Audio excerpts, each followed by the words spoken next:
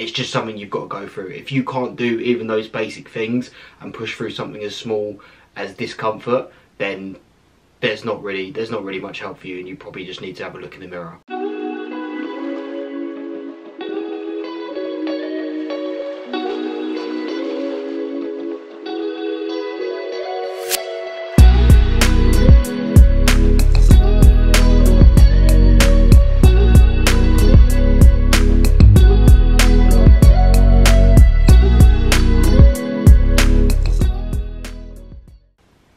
Hello boys, how are we? For those of you new to the channel, I'm a psychology student, also training to be a life coach. On this channel we talk about everything from fitness, health, mental well-being, mindset, performance, everything like that. So if that sounds of interest to you, stick around. Today I wanted to talk about mindset in relation to different types of pain. I know it was a bit of a weird title of the video, but to be honest I didn't really know how to phrase it in a concise way, and pain seemed like the best sort of word to cover the types of emotions that I'm describing. The idea is, in terms of resilience, when to know the difference between what you're going through, if it's difficult to keep going and push through because it's going to help you in the end, or to just say, right, this isn't doing me any good, and just step back from whatever you're doing entirely. So we'll go from the lowest level up to the worst. So in terms of the first level of pain, it's not really even pain, it's just discomfort. Now discomfort is maybe something like you're a bit sore the day after the gym, a cold shower or something like that.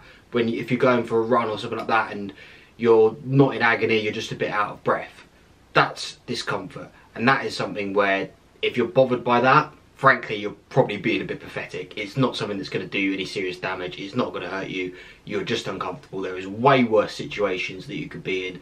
Yep, a cold shower is absolutely miserable for about 10 seconds, no matter how many times you've done it, but after that you just get through it. Try to walk up a set of stairs, or actually down a set of stairs the day after leg day, it will never not be uncomfortable. That's just the way it is. It's not a bad thing, it doesn't mean anything's wrong, you haven't actually hurt yourself, you are just in discomfort, and that is something that you just need to push through. Waking up first thing in the morning, waking up at 6 AM or whatever time you want, it is never going to not be uncomfortable, especially if you've been an idiot and stayed up on your phone all night the night before.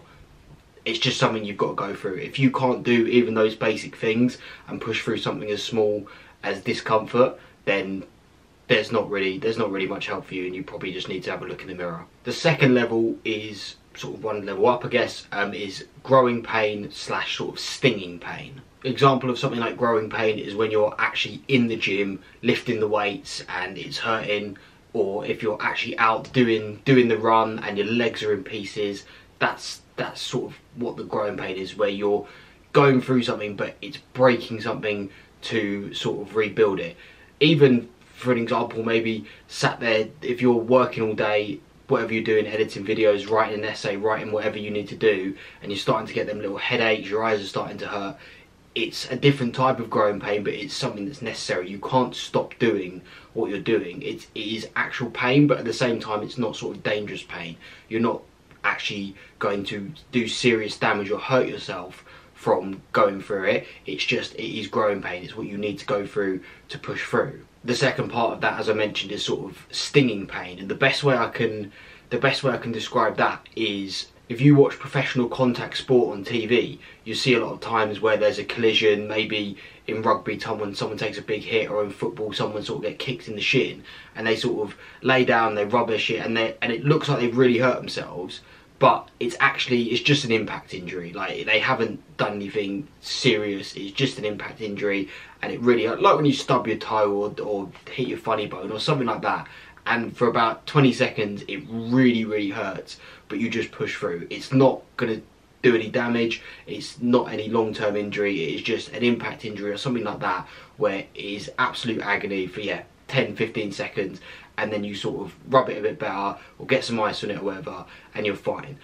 As someone who doesn't play competitive sport or contact sport, I think that's the thing that really sort of frightens people who haven't played sport about getting into it, because from the sideline I'm watching sort of these tackles going and stuff like that and think, Christ, if that hit me, that would really hurt me, do a lot of damage. But because I've never been out there and been in the environment and with the adrenaline, I can't really relate to what it's like. So what I'd say is, if you are someone who wants to get into sport and hasn't got into it because you see sort of things and go, I'm going to get really hurt when you do this, actual really serious, like long-term injuries, especially at amateur level sport, are incredibly rare. Stuff like that is someone being stupid or just absolutely bad luck to get something really, really bad done to you. So if that is all that's holding you back, yep, sometimes it's a bit shit, sometimes it hurts a little bit, but it's not something that's going to kill you. It's not something that's going to do any long-term damage. So you might have to take a few bruises, take a few knocks, but that shouldn't stop you from getting involved in playing. The third level and most important level in a way is sort of serious damage, pain, I guess you could say, like absolute agony. This is where you've actually done something and you can feel in your body you've done something. Sometimes it might be very immediate, like I say in competitive sport, if you fall the wrong way and do your ACL or tackle comes in, you break your leg, you know pretty damn quickly that you've done something serious. But it could be on the flip side to that, it could be an internal feeling. I've had things in the past in the gym where I'm sort of doing stuff on legs and I know there's something not right in my right knee. I don't know what it's from. One knee might just be less strong than the other, but you're standing there going, this feels like if I keep going, something's actually going to pop. So that's where you get someone to look at it. If you haven't actually done the injury already, you get someone to have a look at it, or maybe lower the weight, check your form or something like that. Whatever you sort of need to do to reassess the situation. This is the pain where you don't just sort of take your man up pills and push through, or put a bit of deep heat on it, or a bit of cold, don't put deep heat on it, that's a terrible idea, a bit of cold spray on it and push through. This is where you can really feel that something's wrong and you know in your body. And this might not necessarily be sort of a physical thing, this could be an internal thing. If you've had sort of little pains in you or headaches or something like that, or you just know that something's not right in yourself, don't ignore that. That's not you making the excuse. If you're someone who is honest with yourself and someone who tries to push through and is resilient, and you're still feeling that something's not right, do yourself more long-term damage by being stubborn. Have it checked out, take a step back, take a rest, whatever you need to do. I got put on some new medication for my heart a few weeks ago. Wasn't very happy about it, to be honest, but I said to my doctor, look, I'll take it and we'll sort of see what happens. Within 5-10 days, I could barely get out of bed. I was so exhausted. I was falling asleep at like 6 o'clock in the afternoon. Was sleeping until like 9 o'clock, which for me is very, very late. Didn't go to the gym for like 4 or 5 days in a row because I couldn't physically go. I normally do 10,000 steps a day. Could barely do that. I was like collapsing basically because of what this medication was doing, and that was where I go, no, that's not worth it. I said, sorry, I'm not taking it anymore. And that's what you've got to do.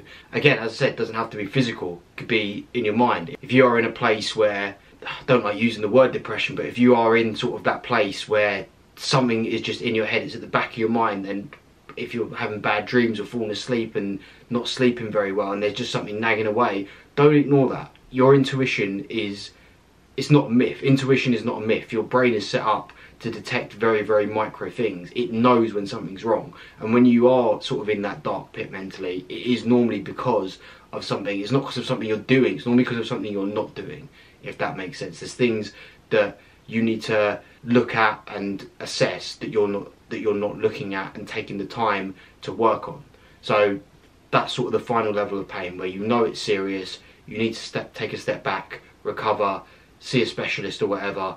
Don't be stubborn. Don't be too arrogant, don't be too proud, take care of your body. For those of you new to the channel, I'm a psychology student, also training to be a life coach. On this channel we talk about everything from fitness, health, mental well-being, mindset, performance, everything like that. So if that sounds of interest to you, stick around. Thank you for making it all the way to the end. I do appreciate you guys who stick around. If you do find any of it useful, please do consider dropping a like, subscribe, comment anything below, any thoughts you have. Share it with anyone who you think might be useful, who might enjoy it. And I'll see you in the next one. Until then, take care, lads.